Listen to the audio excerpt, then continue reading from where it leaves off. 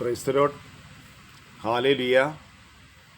നമ്മുടെ കർത്താവായ ഈശോ മിശിഹായുടെ നാമത്തിൽ ഈ ശുശ്രൂഷയിലേക്ക് നിങ്ങളെല്ലാവരെയും ഏറ്റവും സ്നേഹത്തോടെ സ്വാഗതം ചെയ്യുന്നു. സങ്കീർത്തനങ്ങൾ 127:1. കർത്താവ് വീട് പണിയുന്നില്ലെങ്കിൽ പണിക്കാരുടെ അധ്വാനം വ്യർത്ഥമാണ്.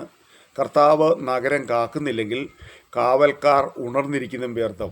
സ്നേഹമുള്ളവരെ, നമ്മുടെ എല്ലാവരുടെയും ഒരു സ്വപ്നമാണ് മനോഹരമായൊരു ഭവനം പണിയണമെന്നുള്ളത്. മനോഹരമായ ഭവനം പണിയാൻ അനേകർ ആഗ്രഹിക്കുന്നുണ്ട്. പലരുടെയും പണികൾ തുടങ്ങാൻ കഴിഞ്ഞിട്ടില്ല. പലരും തുടങ്ങിയിട്ട് പെൻഡിങ്ങായി നിൽക്കുകയാണ്. അതിന് വേണ്ടതായ മറ്റ് ഭൗതിക സാഹചര്യങ്ങൾ ഒരുങ്ങി കിട്ടുന്നില്ല. മറ്റ് നിരവധിയായ പ്രശ്നങ്ങളാൽ ഭാരപ്പെടുന്ന അനേകം മനുഷ്യരുണ്ട്.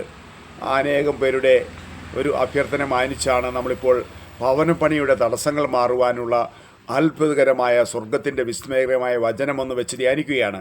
ഭവനം പണിയുടെ തടസ്സങ്ങൾ കർത്താവ് യഥാസമയം ഏറ്റെടുത്ത് നമ്മളെ പുതിയ മനോഹരമായ ഭവനം നൽകി അനുഗ്രഹിക്കുന്ന വലിയ വിടുതലിൻ്റെ ഒരു ശുശ്രൂഷയാണിത്. നമ്മൾ ചെയ്യേണ്ടത് എല്ലാ പ്രാവശ്യവും ചെയ്യുന്നത് പോലെ ഈ ആഗ്രഹം, ഈ നിയോഗം നേടണമെന്ന് ആഗ്രഹിക്കുന്ന മുഴുവൻ ആളുകളും ചെയ്യേണ്ടത് ഈ കേൾക്കുന്ന വചനം ഒരു നോട്ട്ബുക്കിൽ എഴുതിയെടുത്ത് വെച്ച് കർത്താവായ ഈശോയെ ഈ വചനത്താൽ എനിക്ക് മനോഹരമായ ഭവനം നൽകി എന്നെ അനുഗ്രഹിച്ചതിനെ ഓർത്ത് നന്ദി പറയുന്നു എന്ന് പറഞ്ഞ് പ്രാർത്ഥിക്കണം. പിന്നെ മറ്റൊരു കാര്യം കൂടി അടിസ്ഥാനപരമായി ചെയ്യേണ്ടത്, നമ്മുടെ ഏത് പ്രദേശത്താണോ നമ്മുടെ ഭവനം പണിയാൻ ഉദ്ദേശിക്കുന്ന ആ ഇടവകയിലെ വികാരി അച്ഛനോട് ചെന്ന് പറഞ്ഞ് ചേർന്ന് ബലിയർപ്പിച്ച് തുടർന്നും മാസം ഒരു ബലിയെങ്കിലും അച്ഛനെ കൊണ്ട് ചൊല്ലിച്ച് ബലിയർപ്പിച്ച് നമ്മൾ ചേർന്ന് പ്രാർത്ഥിക്കുമ്പോൾ വിസ്മയകരമായ ഒരു അനുഗ്രഹം അണപൊട്ടി ഒഴുകും. പിന്നെ ദേവാലയത്തോട്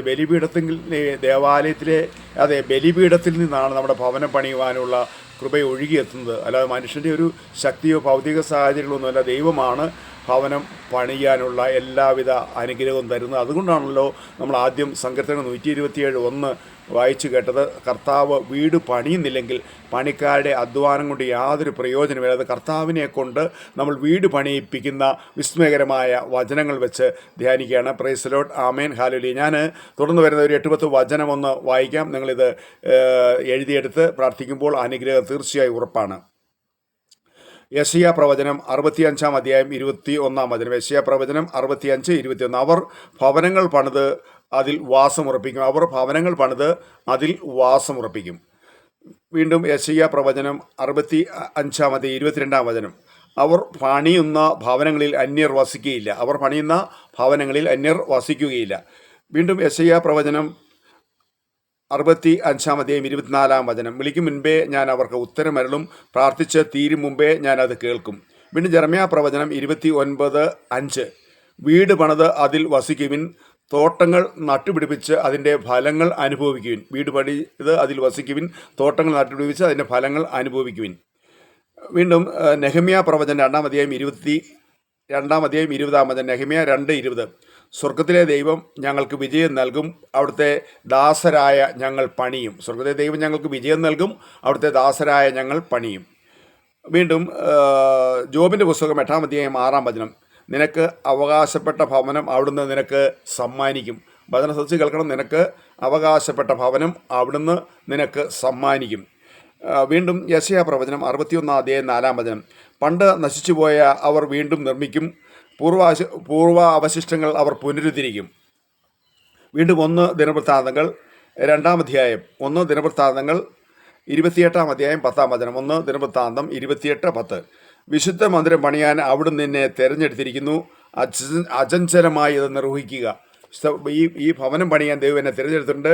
ഞാൻ യാതൊരു ഭയമോ ചാഞ്ചല്യോ കൂടാതെ അത് നിർവഹിക്കുക മാത്രമേ വേണ്ടൂ. വീണ്ടും ഗഗായി പ്രവചനം 2:9. ഈ ആലയത്തിൻ്റെ പൂർവ്വമഹത്വത്തേക്കാൾ ഉന്നതമായിരിക്കും വരാൻ പോകുന്ന മഹത്വം. വീണ്ടും യെശയ്യാ പ്രവചനം 58:12. അനേകം തലമുറകളുടെ അടിസ്ഥാനം നീ പണിതുയർത്തും, പൊളിഞ്ഞ മതിലുകൾ പുനരുദ്ധരിക്കുന്നവനെന്നും ഭവനങ്ങൾ കേടുപോക്കുന്നവനെന്നും നീ അറിയപ്പെടും. വീണ്ടും സങ്കീർത്തനങ്ങൾ 128:5. കർത്താവ് സിയോനിൽ നിന്നും നിന്നെ അനുഗ്രഹിക്കട്ടെ, നിന്റെ ആയുഷ്കാലം അത്രയും നീ ജെറുസലേമിൻ്റെ ഐശ്വര്യം കാണും. വീണ്ടും സങ്കീർത്തനങ്ങൾ 118:22. പണിക്കാർ ഉപേക്ഷിച്ച് കളഞ്ഞ കല്ല് മൂലക്കല്ലായി തീർന്നു. സങ്കീർത്തനങ്ങൾ 115:12. അവിടുന്ന് ഇസ്രായേൽ ഭവനത്തെ ആശീർവദിക്കും, അഹ്റോൻ്റെ ഭവനത്തെ അനുഗ്രഹിക്കും. സങ്കീർത്തനങ്ങൾ 112:8. അവൻ്റെ ഭവനം സമൃദ്ധമായിരിക്കും, അവൻ്റെ നീതി എന്നേക്കും നിലനിൽക്കും. സങ്കീർത്തനങ്ങൾ 84:10.